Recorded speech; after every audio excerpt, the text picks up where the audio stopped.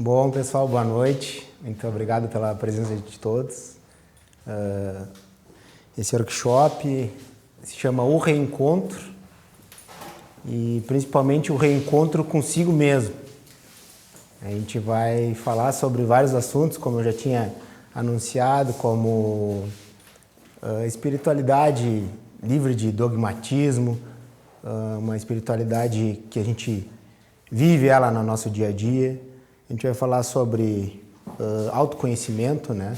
A importância do autoconhecimento, como trazer isso para a nossa prática do dia a dia. E vamos falar sobre energias, né? Não tem como falar dessas coisas sem falar sobre energias. Vamos ver se consigo passar aqui.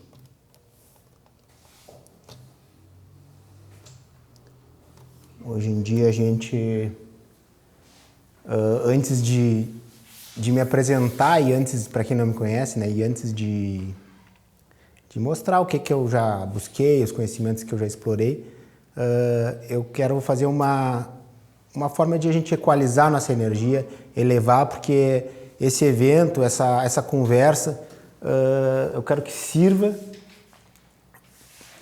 que você saia daqui melhores do que chegaram, que você saia daqui não pensando, olha, como o Rômulo tem conhecimento, quanta coisa o Rômulo nos entregou, não. Que você saiu pensando em vocês.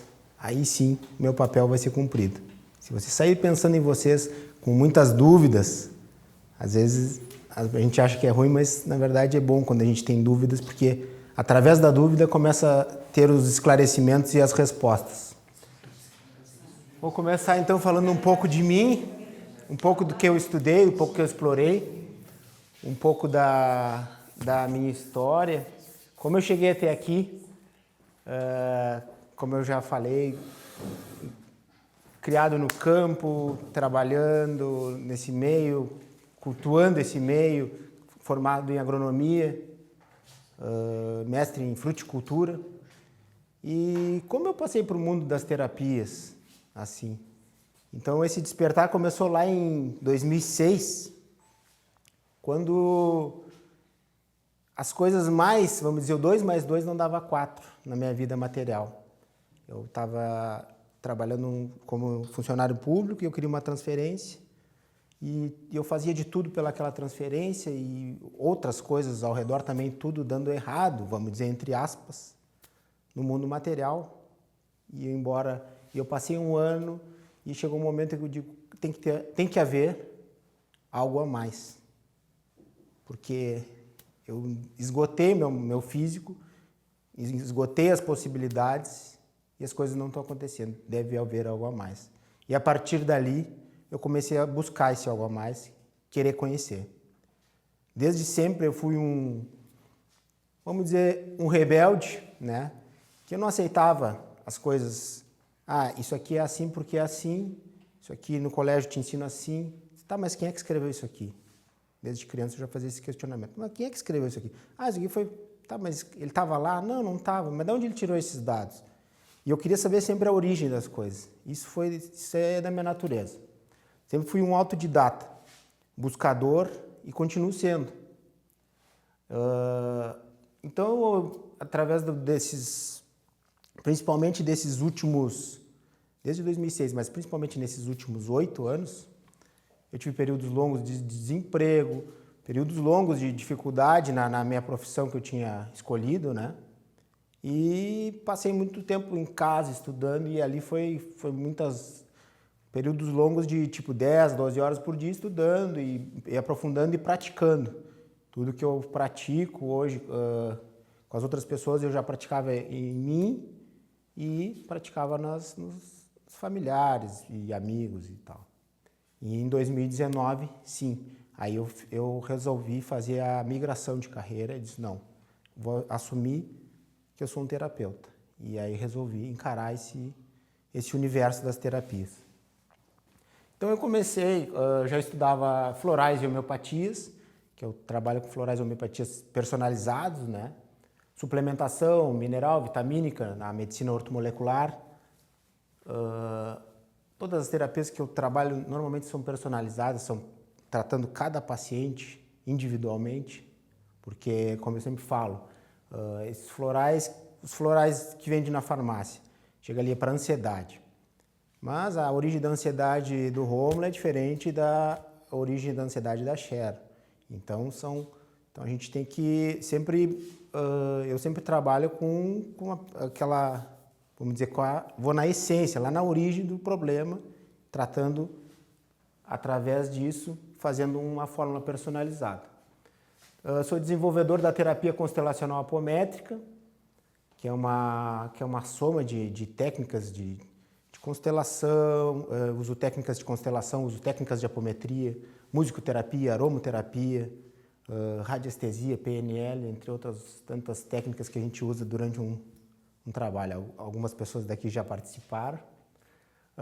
Sou desenvolvedor dos aromas frequenciais, do chocolate quântico. Quando eu falo desenvolvedor da meditação biocinética, quando eu falo desenvolvedor, é que não é que... porque eu acredito que a gente não... Vamos dizer que a gente não cria as coisas. A gente acessa um campo de todas as possibilidades. A gente acessa algo que já está pronto lá. A gente simplesmente tem a chance e a oportunidade e a abertura de acessar aquele conhecimento e utilizar, trazer para cá para utilizar. Então, eu, através de meditação, através da minha abertura de consciência, eu acessei todos esses produtos que eu coloquei aqui, essas terapias e esses produtos, e recebi por intuição dos meus mentores, faz assim, eles me ajudaram, então deram a outorga para eu desenvolver aqui nesse plano terreno, nesse período de agora. Fitoterapia, fitoenergética, naturopatia, pirâmide terapia, cura quântica estelar, que é uma técnica do Rodrigo Romo, alquimia e magia divina. EFT, PNL, radiestesia, apometria. Alimentação e preparação física funcional, yoga, meditação dinâmica. E sou escritor do livro Sair para uma Caminhada e as 11 lições que aprendi do Brasil ao Chile. Quando eu fui, em 2019, fui fazer uma caminhada até o Chile, uma forma peregrinativa. E aprendi muita coisa nesse processo. E mesmo sem dinheiro e sem recursos, eu fui para realmente sair da zona de conforto e buscar ampliar meus horizontes e provar várias coisas que depois eu vou falar aqui, o que eu consegui constatar dessa viagem. Bom, a gente vai falar hoje sobre consciência, conhecimento, universalismo. Falar que a nossa mente é um instrumento ou ferramenta de comunicação que liga ao nosso ego, à nossa consciência, ou nosso espírito. Então a mente é um intermediário do nosso corpo, da nossa persona, o que a gente está, a persona Rômulo que está interpretando aqui, tem a mente que liga o Rômulo, persona, com a consciência, o meu espírito, algo que é muito maior. Qual é o grande problema da humanidade? É que a gente começa a permitir que a nossa mente acredite que eu sou só esse corpo material. E aí me limita demais. Então, quando a gente permite que a mente comece a olhar tudo como material e não reconhecer que as coisas são energia, que tudo tem um campo energético em torno, a gente começa a limitar demais as coisas e a gente começa a utilizar apenas os 5 sentidos. A nossa mente, nosso ego, foi feito para garantir a nossa sobrevivência aqui, nesse plano que a gente vive. Mas só que a gente não se abre para outros sentidos fora o paladar, a audição, visão, tato e olfato. Então, só que existe um universo além desses 5 sentidos. E à medida que a gente começa a realmente se abrir, começa a receber muitas informações e começa a acessar onde tudo é criado. Porque é justamente isso. Tudo que existe no universo foi criado por alguém. Então, antes de existir primeiro controle remoto, a primeira televisão, alguém teve que criar. E aonde ele tirou essa informação? E aí que tá. Ele acessou o subconsciente dele. Na verdade, nossa consciência é uma coisa só. Essa divisão de consciente e subconsciente foi feita para se estudar, para entender melhor. Porque a nossa porção consciente é muito pequena. Consciente é as memórias de conhecimento que a gente tem aqui no dia a dia que usa. Então é em torno de 5%. Essa porcentagem também é variável e se usa uma porcentagem de 5%, se usa de 2%, mas é só para se ter uma ideia, na verdade. É um parâmetro para se ter uma ideia. Mas quer dizer que a gente usa, o que a gente usa da nossa consciência total, a nossa parcela consciente, é só a ponta do iceberg. O grande, vamos dizer, o nosso grande poder está aqui, ó, no subconsciente. E o grande poder tem aquela história da mãe que estava trocando um pneu numa picape no interior do Texas e furou o pneu e ela estava trocando ela e um filhinho de 3, 4 anos de idade. E nisso, uma estrada deserta, e ela trocando pneu, daqui a pouco se descuidou, a criança foi para baixo da picape e o macaco rolou, caiu e a picape apertou a criança. A mulher devia pesar uns 50, 60 quilos, levantou, tirou a criança de baixo. De onde ela tirou essa força? Dali do subconsciente. Com certeza não era da força física. Uma mulher de 50, 60 quilos ia ter força para levantar uma picape. E ela, naquele momento de necessidade, ela levantou e tirou a criança de baixo. Então,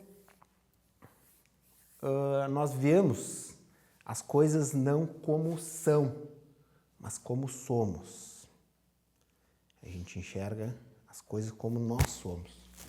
A nossa interpretação, conforme o nosso registro. Então a mente mente. Eu gosto de dizer que a mente mente. E mente mesmo. Ela está todo o tempo mentindo para nós. A nossa mente interpreta tudo seguindo a base de dados da sua matriz, seus arquétipos, seus registros, sua mitologia. E o nosso sistema de crenças é formado por isso aqui, ó. Nossos arquétipos, registros, as histórias que nos contaram. Então a gente utiliza toda essa base de dados, esse registro de dados, para a forma que a gente reage no dia a dia. Então, agora eu vou citar alguns exemplos para ficar mais claro sobre o que quer dizer um sistema de crença, como é que a gente usa isso. Vamos supor agora, eu peço para vocês imaginar uma colher. Todo mundo agora imagina uma colher, vai uma imagem na tela mental de vocês. O que é uma colher? Aí eu peço para vocês imaginar a cor azul. Imediatamente vem a cor azul na mente de vocês. Aí eu peço para vocês agora imaginem uma colhera. Aí a mente de vocês, o que fez? Foi buscar a referência de um nome parecido e ela já procurou como se fosse uma colher. Colhera, só um azinho a mais ali, deve ser uma colher feminina. Aí se eu peço para vocês imaginar uma rebimboca, a mente de vocês agora vai pirar. Agora ela vai buscar alguma coisa que ela acha que é parecido com uma rebimboca. Não existe? Agora eu peço para vocês imaginar um gambuzino. Imagine um gambuzino. Imagine. Agora, se eu pudesse pegar a imagem de cada um aqui, botar aqui, ia sair 20 gambuzinos, né? Cada um diferente do outro. Porque vocês não têm essa referência. Mas, então, essas coisas, colher, quando vocês... até, justamente, quando vocês nasceram, em seguida... Tu não sabia que era colher, mas à medida que tu começou a caminhar já e ver, pegar os talheres, a tua mãe disse, isso é uma colher. E já ficou registrado.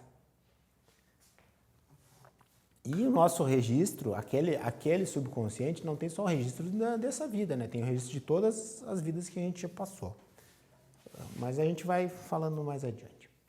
Bom, e a mente humana e as suas dualidades.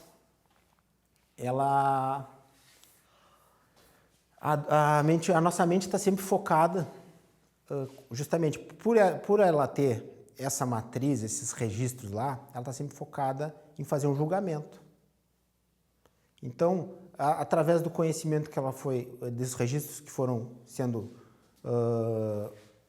marcados na vida dela, ela diz que tal coisa é certo, tal coisa é errado, é feio, é bonito, é cheio, vazio. Então a nossa mente está todo o tempo fazendo julgamento. Só que lembre que nós não somos a nossa mente, nós não somos apenas essa persona. Só que a mente tenta nos enganar e querer nos fazer com que nós acreditemos que nós somos só esse corpo aqui e não permitir que a gente explore algo a mais. Então ela fica se prendendo só nos conceitos que ela tem dentro dela.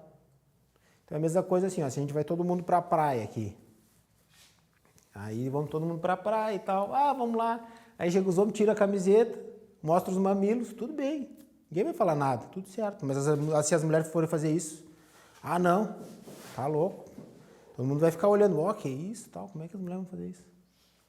Mas aí a gente anda alguns quilômetros ali na Amazônia, só se desloca, aqui pega um avião, sai ali, chega ali na Amazônia, chega numa tribo ali, tá as mulheres tudo de peito de fora, tá tudo certo. Ninguém tá olhando, condenando, dizendo que aquilo é errado, que é certo.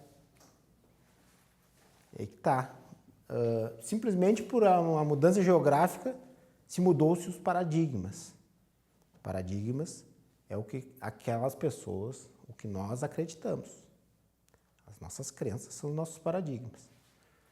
Então é a mesma coisa, copo cheio, copo vazio. Se eu pego esse copo, pergunto se está cheio. Alguns vão dizer que sim, outros vão dizer que não. Normalmente, quem tem um paradigma que aprendeu lá na infância, principalmente, porque muito dos registros que a gente pega realmente é na infância. Até os 7 anos é muito forte o que é colocado na mente de uma criança, fica muito gravado no subconsciente dela. E a gente leva para a vida adulta depois aqueles paradigmas, aquelas crenças. Então, se você viveu um período de escassez, foi criado numa crença de escassez, você vai dizer, não, tá vazio. Mas se você viveu com abundância, você vai dizer, não, tá ótimo, tá cheio, não precisa mais, tá bom. Então veja tudo que isso são os registros que a gente tem na nossa mente. Então essa nossa mente é controlada pelo sistema de crenças. E quando a gente fica preso a essas dualidades, do certo e errado, a gente não sai do lugar. Porque tudo que a gente vai ficar fazendo julgamento, a gente não sai do lugar, a gente não permite que a gente avance, não permite que a gente olhe o universo mais amplamente. E a gente vai estar sempre julgando. E a gente fica sempre assim, em cima de uma gangorra. Ou vai para um lado ou vai para o outro. Não, isso é errado. Isso é certo. E aí, não, então fica no meio. Mas mesmo no meio, tu não tem uma estabilidade. Pode todo momento cair para um lado. Então tu não consegue fazer um julgamento, explorar isso de uma forma consciente, de uma forma sábia, vamos dizer assim.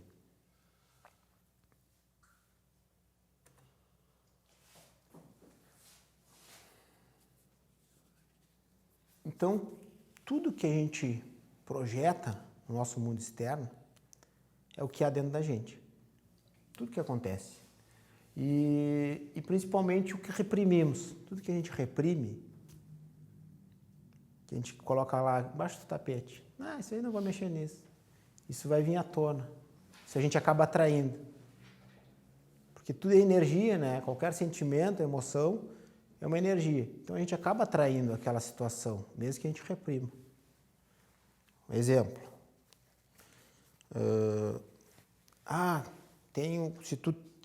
Todo sentimento que a gente tem muito forte contra ou a favor, a gente vai acabar atraindo. Tem um pavor ao homem machista. Meu pai era machista. Essa mulher vai atrair só homem machista. Enquanto ela não parar de de repudiar, vamos dizer, de colocar essa energia repulsiva, quando ela não resolver aquilo dentro dela, ela vai atrair só homem machista, igual o pai dela. Então, como analisar? Agora a pergunta que vocês devem fazer é como analisar as coisas sem julgar? A gente precisa de um julgamento para analisar as coisas, né? Difícil sim. E com certeza. A gente tem que... O julgamento... O caso todo é que o julgamento sempre vai pender para um lado. A gente tem que analisar através da consciência. A gente tem que subir um degrau.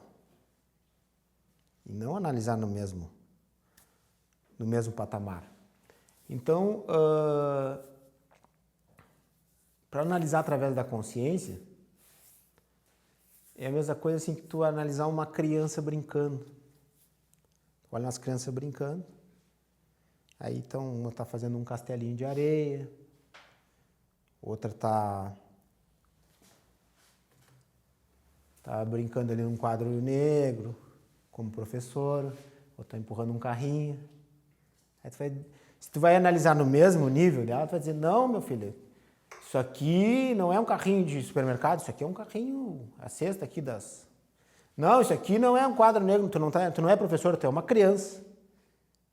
Então, é a mesma coisa, a gente sobe um degrau, a gente, não, isso aí apoia e tal. Então, não, a gente entende. A gente entende a situação, porque a gente olhou um degrau acima.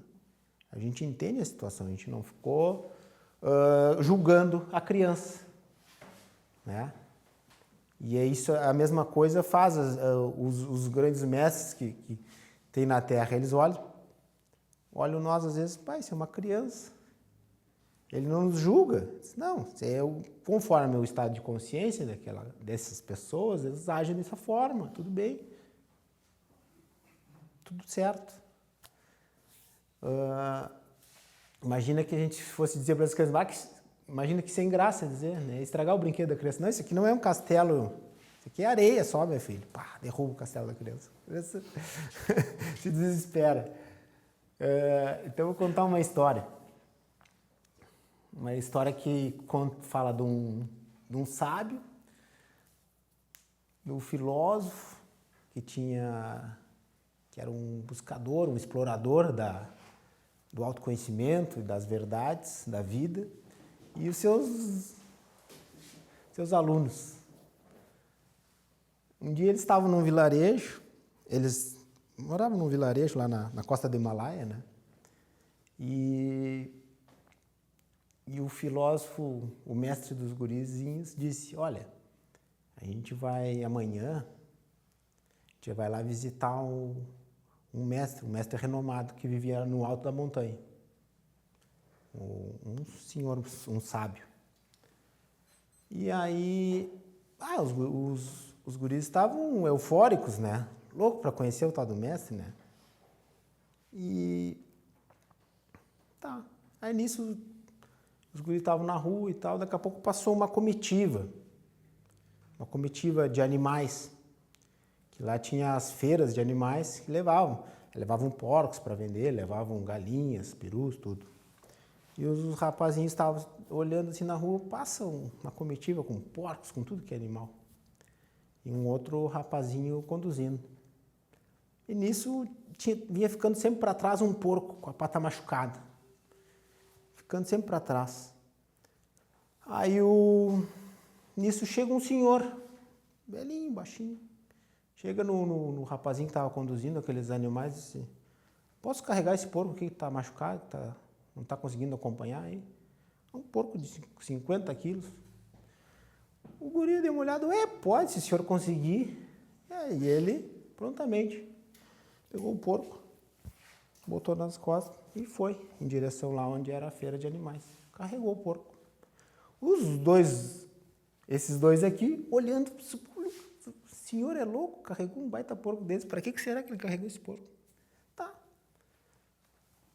Foram embora, chegaram lá no outro dia, para ir na montanha lá, né, para conhecer o sábio. Falaram para o mestre deles. Contaram a história, a gente viu assim, assado e tal, não sei o quê.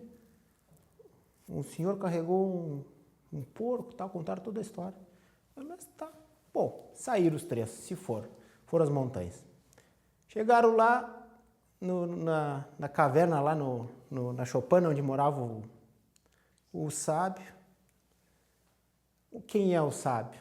É o mesmo velho que carregou o porco. Os guri olharam, é o velho, os guri já ficou ficando querendo. Pergunta por que ele carregou o porco. Começaram naquela e aí os dois com vergonha não quiseram perguntar. Aí uma hora chamaram de canto o mestre deles e disse, por que será que ele carregou o porco e tal? Foi esse aí que carregou o porco que a gente contou e tal. Aí o mestre deles, né, um filósofo, um cara buscador, explorador do autoconhecimento, disse, não, ele deve ter carregado o porco, porque como é um velho muito sábio, ele deve ter se compadecido com o animal, ele deve ter, como ele viu aquilo, ele disse, não, se eu não carregar esse animal, imagina como eu vou me sentir depois quando chegar em casa. Vai me pesar a minha consciência. Então eu, como um sábio, como um senhor muito compassivo, vou fazer esse ato de caridade, mesmo que seja pesado. Tudo bem. Passaram o dia conversando e aprendendo com aquele senhor e tal. Tiveram um dia maravilhoso e chegou a tardinha, na hora de eles descer as montanhas, na hora de eles virem embora. Eles não se aguentaram, um deles não se aguentou e disse, mas eu vou perguntar pro velho. E eu vou perguntar pro velho por que ele carregou o porco. O mestre, queria perguntar uma coisa pro senhor. Pode falar, meu filho. Olha, ontem assim, assado, a gente estava lá e tal, e viu, passou a comitiva e o senhor chegou e perguntou se podia carregar o porco, botou o porco nas costas e carregou. Queria saber por que o senhor carregou o porco. E o velho, muito sábio, né? Deu uma pensada assim, porco? Que porco? E eu digo, que o senhor carregou lá? Não me lembro, meu filho. Não me lembro de ter carregado porco nenhum. Mas o guri olhou, ficou sem entender, né? Como não lembro, não se lembra que carregou um porco, imagina, 50 quilos. Aí o velho, não me lembro. É que essas coisas, né? Eu já estou idoso e a gente esquece coisas. Não me lembro. Tá, foram-se embora. Ficou por isso. Estavam descendo a montanha, o mestre deles, do nada, dá uma gargalhada. Acendeu uma luz dentro dele. E justamente ele disse, meus filhos, quando vocês me perguntaram por que ele carregou um porco, eu expliquei, mas conforme a minha interpretação, conforme o meu conhecimento, eu carregaria o porco porque eu ficaria compadecido com o animal, porque eu ficaria com peso na consciência se não tivesse feito. Mas já um sábio, já é um mestre iluminado, ele simplesmente carregou um porco, porque aquilo é natural para ele fazer o bem. Ele é tão natural que ele até já esqueceu o que fez.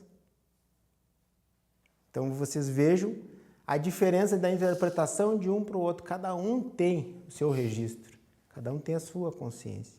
Então, para o sábio, aquilo é a coisa mais natural do que como pegar um papel de bala, caiu aqui, botar no bolso e sair. Já esqueceu. Pegasse o papel de bala, não, sim, nem me lembro. Peguei, ou seja.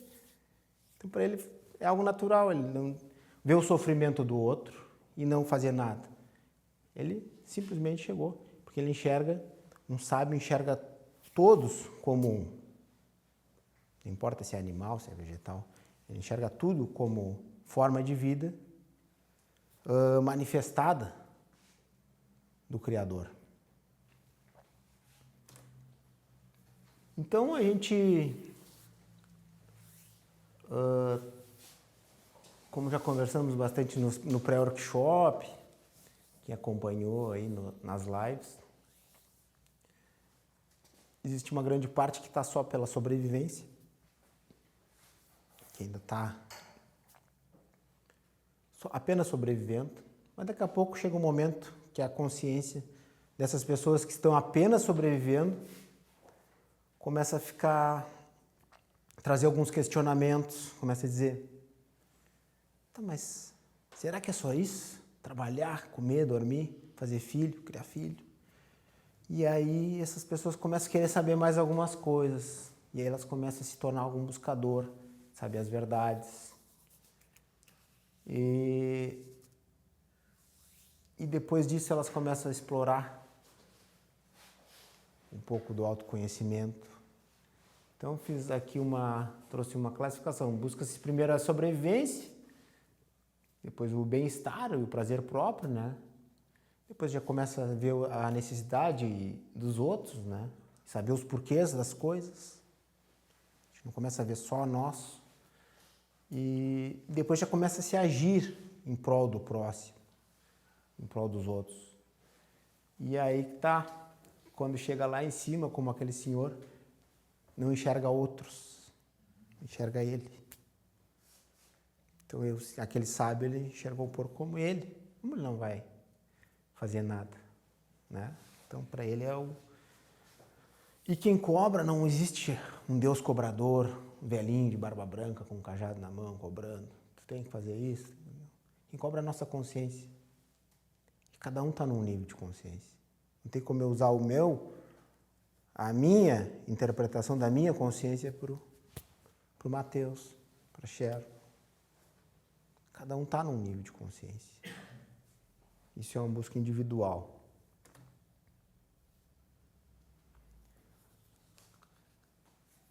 O futuro pertence àqueles que acreditam na beleza dos seus sonhos. Tudo foi criado na mente de alguém, como eu já tinha falado. Tudo é criado na mente de alguém. Tudo que a gente usa aqui, alguém criou. Então, desde consciências menores até consciências maiores, para criar planetas, precisa de umas consciências maiores. Mas... E um princípio hermético, o primeiro princípio é o todo é mental, que tudo é criado na mente, realmente.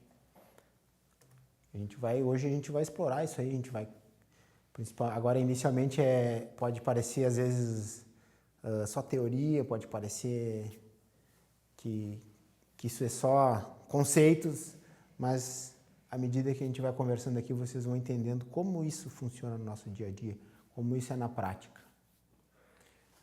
E tudo isso que a gente vai conversar depende do autoconhecimento, que à medida que a gente vai nos conhecendo, a gente vai conhecendo o mundo. À medida que a gente vai...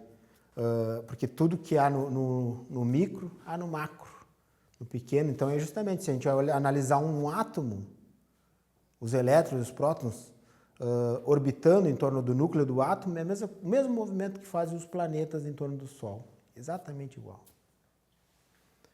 E isso em tudo. Se a gente for observar cada coisa, a gente vê no micro e no macro também é igual. Ó. Tá, então para que você, essa pergunta é para vocês, para que você veio para a Terra? A pergunta que vocês devem fazer para vocês. Para que eu vim para a Terra? Eu já me perguntei muito e já tive muitas respostas conforme meu grau de consciência. E foi mudando, foi mudando, foi mudando.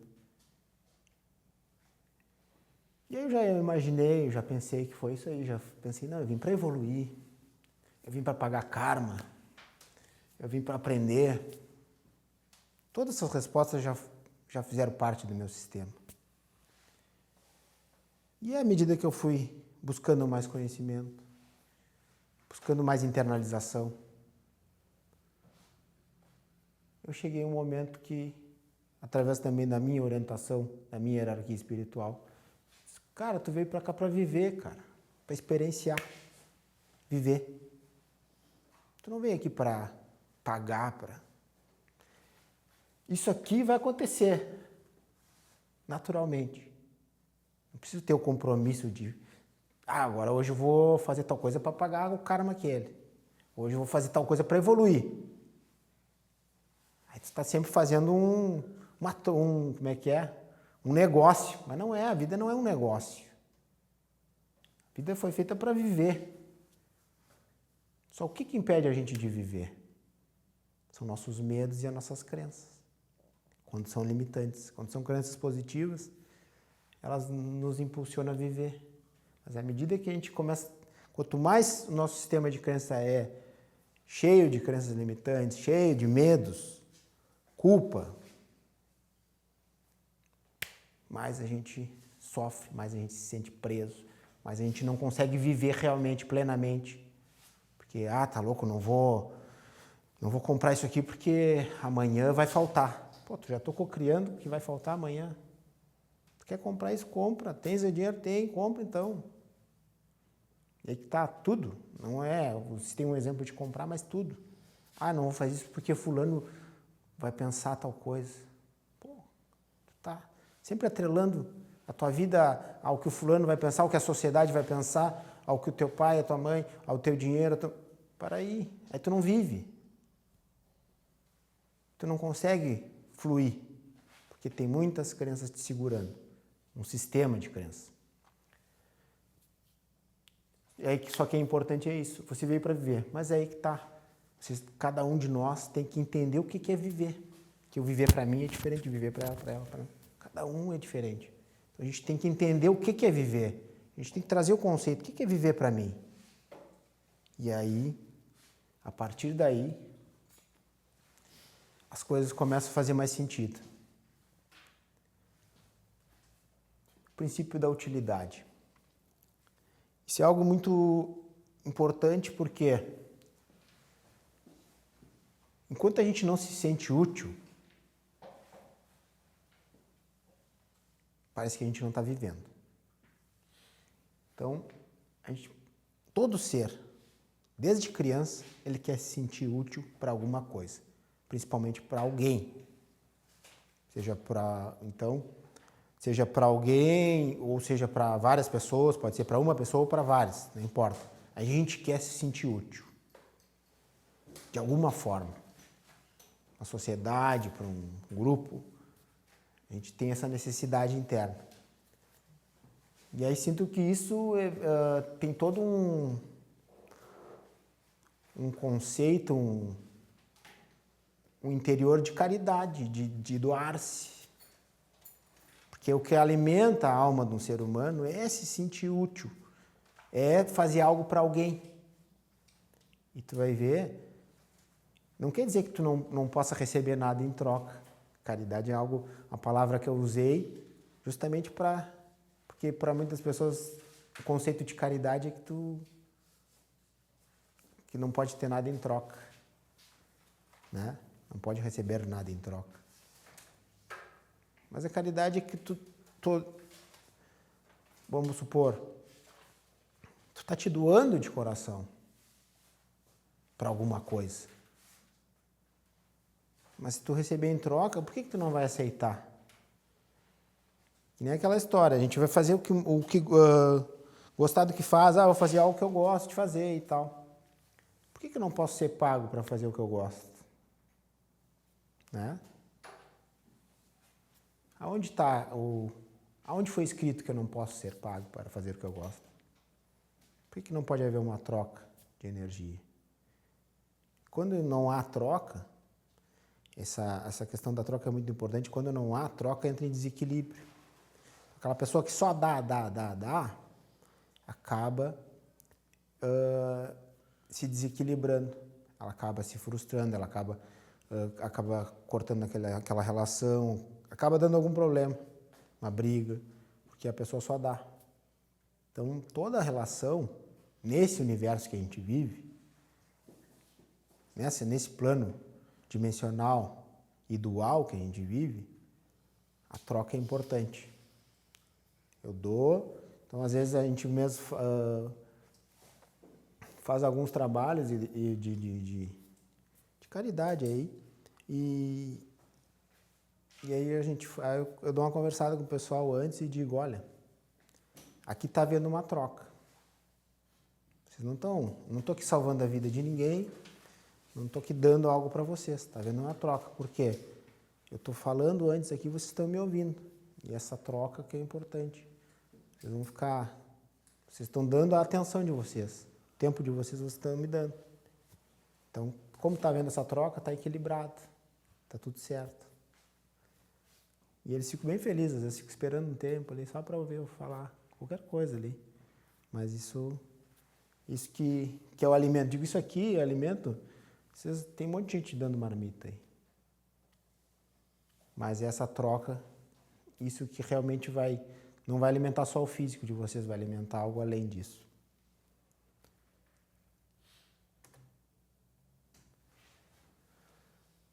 Então, o que vocês querem para as suas vidas? Essa é a pergunta. O que você quer para a sua vida? Então, a gente, para saber o que a gente quer para a nossa vida, a gente tem que começar sabendo quem a gente é, né? Pergunta. Eu vou fazer várias perguntas que vão ficar sem resposta, mas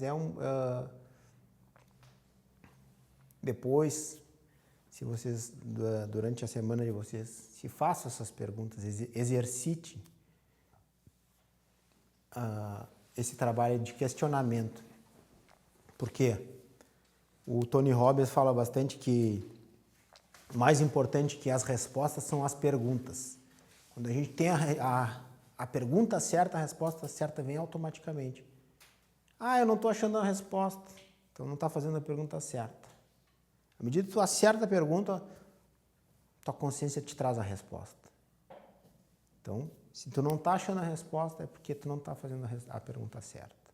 À medida que acertar, inevitavelmente vai vir. Às vezes não vem na hora, vem um pouquinho depois, e no momento que tu serenou um pouco a tua mente calmou, que a mente agitada é difícil acessar a consciência realmente.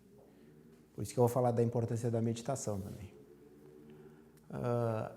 Então, na vida, a gente tem que saber quem a gente é, pelo menos isso. Começar por esse caminho, saber quem eu sou. Mesmo que a gente todo tempo esteja em mutação, mas a gente precisa saber quem a gente é. O que eu era ontem não sou o mesmo que eu sou hoje. Mas ontem eu estava atento a quem eu era. E hoje, mais ainda, vamos supor. E na vida não é só fazer o que se gosta, né? É aprender a gostar do que se faz. Imagina se fosse fazer só o que eu gosto. 365 dias na praia tomando cerveja. E sentadinho, solzinho, para casa. Não tem como fazer só o que gosta. Eu estava conversando esses dias ainda. Então vou chegar em casa. Não, tem que limpar a casa. Não, vou fazer só o que eu gosto, não vou limpar a casa nunca. Então a pessoa não tem como fazer só o que... Tem que fazer o que é necessário. E não é. E aprender a gostar do que se faz. A gente está aqui para fazer o que é necessário.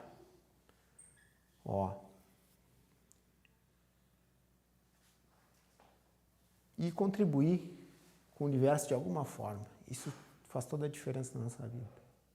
E contribuir justamente isso. Às vezes não é, eu tenho que prestar caridade, não posso cobrar e tal. Não, é isso aí. Eu vou fazer uma palestra aqui. Se tem 100 pessoas, se tem uma pessoa, não importa. Estou contribuindo com o universo. Aquela uma pessoa que está ouvindo melhorou a vida dela. Ponto. E você contribui com o universo. Qualquer forma. Tu é comerciante, tu está vendendo um produto que agregou na vida daquela pessoa, está contribuindo com o universo. Isso é contribuir com o universo. Todo serviço que tu presta, que ajuda alguém, que facilita a vida de alguém, que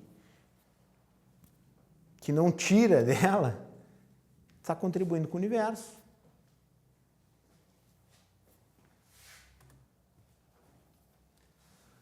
Então, eu vou falar agora como exemplo. Vou usar eu, como exemplo. Não que eu seja exemplo para vocês, ou exemplo para alguém. Mas eu vou usar o meu exemplo, as respostas que eu obtive. Qual o meu propósito de estar aqui agora? Às vezes as pessoas também se prendem muito nessa questão. Eu preciso de um propósito de vida, acho que é algo grandioso. Não. Tem pessoas que o propósito dela é só ter filhos, trabalhar e tudo bem, criar os filhos, beleza, tá tudo certo. Não tem nada errado. E os propósitos mudam. O propósito de 10 anos atrás é bem diferente do propósito de agora. Vão mudando, daqui a pouco amanhã já é outro propósito. Mas a gente precisa ter uma clareza. para onde a gente está indo, né? Porque se a gente não sabe para onde a gente está indo, a gente fica que nem dirigir um carro olhando pelo retrovisor. Tá, sabe de onde está vindo, mas não sabe para onde está indo. Então a gente tem que ter um direcionamento, né? E quem eu sou? Esse é básico.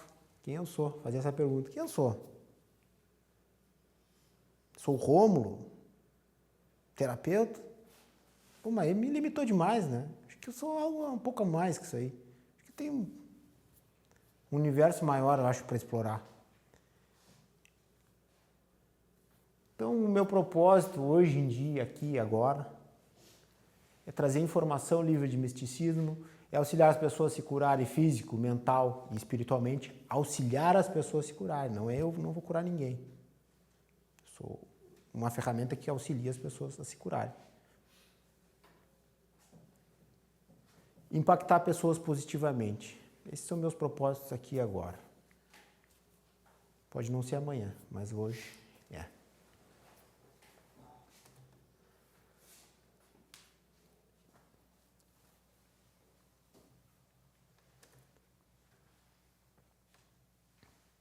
Aqui. Então, eu até vou convidar vocês. Alguém tem alguma pergunta? Eu vou convidar vocês para nós fazer uma prática que se chama EFT, que é uma técnica de liberação emocional. Que é através do toque com a ponta dos dedos, com os 2 dedos, em pontos de meridianos de acupuntura, que é onde ficam, às vezes, energias estagnadas, e a gente vai falando as palavras.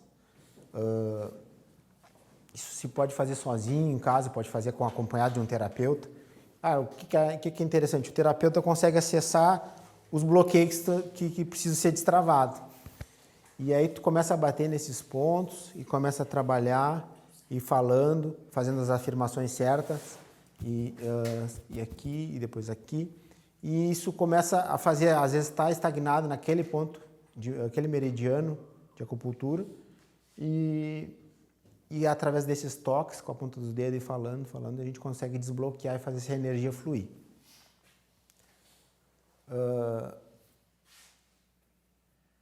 É uma técnica bem, vamos dizer, bem funcional e prática, assim, na verdade. A gente pode fazer todo dia, pode fazer sozinho. Tem bastante vídeo no YouTube e tal. Mas antes de a gente fazer, eu queria ver se alguém tem alguma pergunta, algum questionamento. Que agora, a próxima parte, depois eu vou começar a falar mais na prática, vamos adentrar mais um pouco na prática. Inicialmente foi só um pouco de teoria, meio chato, mas necessário. Pode falar, pode perguntar.